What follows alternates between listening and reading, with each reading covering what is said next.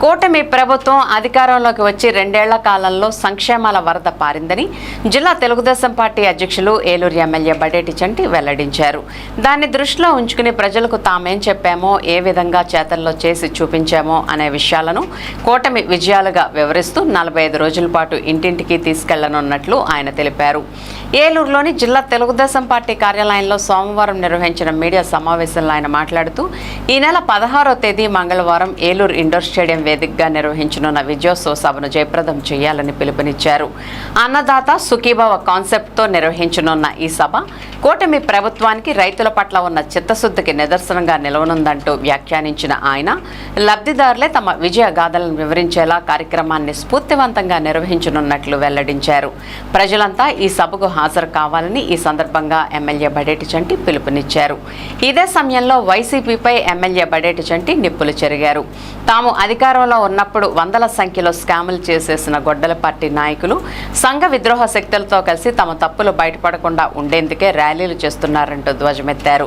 అటువంటి గొడ్డల పార్టీకి ప్రజలు కూడా గొడ్డలితోనే సమాధానం చెప్పాలంటూ ఆయన పిలుపునిచ్చారు. సమావేశంలో టీడీపీ నాయకులు, కార్యకర్తలు పాల్గొన్నారు. రేపు అనగా 16వ తారీఖున జిల్లా వ్యాప్తంగా ఏదైతే రైతు సోదరులు ఉన్నారో 2 సంవత్సరాలు కూటమి ప్రభుత్వం అధికారంలోకి వచ్చిన తర్వాత విజయోత్సవాల సంబరంలో భాగంగా అన్నదాత సుఖీభవ కార్యక్రమాన్ని మరి ఏలూరులో నిర్వహించడం జరుగుతుంది. ఇండోర్ స్టేడియంలో జిల్లాల నలుమూల నుంచి కూడా 5,000 మంది రైతులతో ఏదైతే ప్రభుత్వం ఇప్పటి వరకు చేసిన కార్యక్రమాలు, మెయిన్గా ఈ జిల్లాలో చేసే కార్యక్రమం అన్నదాత సుఖీభవ, అదేవిధంగా సంక్షేమ పథకాల్లో ఏదైతే ఇస్తున్నారో అవన్నీ కూడా ప్రజలందరికీ వివరించడానికి గవర్నమెంట్ తరపునే ప్రోగ్రాం నిర్వహించడం జరుగుతుంది. దానిలో ఎవరైతే లబ్ధిదారులు దాంట్లో తీసుకుని ఉన్నారో వాళ్ళతో కూడా మాట్లాడించడం జరుగుతుంది. ఎందుకంటే ప్రజలు ఏదైతే సౌకర్యాలు పొందుతున్నారో, ఏదైతే సంక్షేమం పొందుతున్నారో దాని గురించి, ఉచిత బస్సు దాని గురించి కానీ, ఏదైతే తల్లికి వందనం గురించి కానీ, అన్నదాత సుఖీభవ గురించి కానీ, ఇవన్నీ కూడా ఆ కార్యక్రమాల వల్ల లబ్ధిదారులకు ఏమి జరుగుతుందనేది వాళ్ళతో ఎక్స్ప్లెయిన్ చేయడానికి ఈ కార్యక్రమం నిర్వహించడం జరిగింది. 26 జిల్లాల్లో కూడా 16, 17, 18, 19 తారీఖుల్లో 26 జిల్లాల్లో కూడా ఒక్కొక్క చోటన ఒక్కొక్క కార్యక్రమం గురించి ఈ సభలు నిర్వహిస్తున్నారు. దానిలో భాగంగానే 16వ తారీఖున ఏలూరు జిల్లాలో నిర్వహించడం జరుగుతుంది. దీన్ని విజయవంతం చేయవలసిన బాధ్యత ప్రతి తెలుగుదేశం పార్టీ కూటమి సభ్యులందరి మీద కూడా ఉంది. గౌరవ పవన్ కళ్యాణ్ గారు, ఏదైతే చంద్రబాబు నాయుడు గారు, లోకేష్ గారు మొన్న తిరుపతిలో ఏదైతే సభ పెట్టారో దాని ద్వారా అందరికీ కూడా ఈ 2 సంవత్సరాల్లో జరిగిన విషయాలన్నింటినీ కూడా ప్రజలందరికీ కూడా వివరించడానికి కార్యకర్తలందరికీ కూడా చెప్పారు.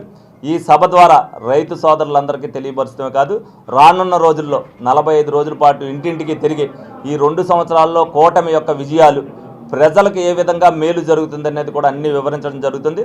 తప్పనిసరిగా మరి చంద్రబాబు నాయుడు గారు అవ్వచ్చు, పవన్ కళ్యాణ్ గారు అవ్వచ్చు, లోకేష్ గారు అవ్వచ్చు, రాష్ట్ర అభివృద్ధి కోసం, ఎందుకంటే దీంట్లో భాగంగా వాళ్ళందరినీ కలవాలంటే కలిసే పరిస్థితి కాదు కాబట్టి రాష్ట్రం అభివృద్ధి చెందాలంటే పెట్టుబడులు రావాలి, ఒక విధమైన డెవలప్మెంట్లు జరగాలి. ఇవన్నిటిలో వాళ్ళు నిమగ్నం అయిన తర్వాత ఈ కార్యక్రమాలని ప్రజల్లో తీసుకెళ్లవలసిన బాధ్యత ప్రజాప్రతినిధులుగా, అదేవిధంగా నాయకులు ఎవరైతే నామినేటెడ్ పోస్టుల్లో ఉన్నారో వాళ్ళందరి మీద కూడా ఉంది.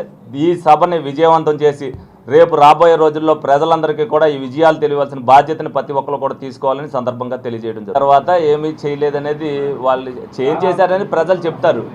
కానీ మీకు ఒకటి చెప్తా, ఏదైతే లిక్కర్ స్కామ్లో అంటే వాళ్ళ ఒక్కొక్కటి స్కామ్గా కొన్ని 100 స్కాములు బయటపడిపోతున్నాయి. ఇవన్నిటిని కూడా దారి మళ్లించాలి అని అంటే ఏదో విధంగా బురద జల్లాలను ప్రయత్నంతో, ఎందుకంటే గొడ్డలి పార్టీ అనేది దానికి ఏదైతే నామకరణం చేశారో, ఆయన మొన్న ఎక్కడో పేరు నాని గారు, కొడాలి నాని, అవును మాది గొడ్డల పార్టీ అని చెప్తున్నారు. అంటే వీళ్ళు గొడ్డలు పుచ్చుకునే రేపు పొద్దున్న మాకు ఓటేస్తారా లేదా అని తిరుగుతారు. ప్రజలు దీన్ని అంతా కూడా గమనిస్తున్నారు. ఎవరైతే వాళ్ళ దాంట్లో పాల్గొన్నారో సంఘ విద్రోహ శక్తులే దాంట్లో పాల్గొంటున్నాయి.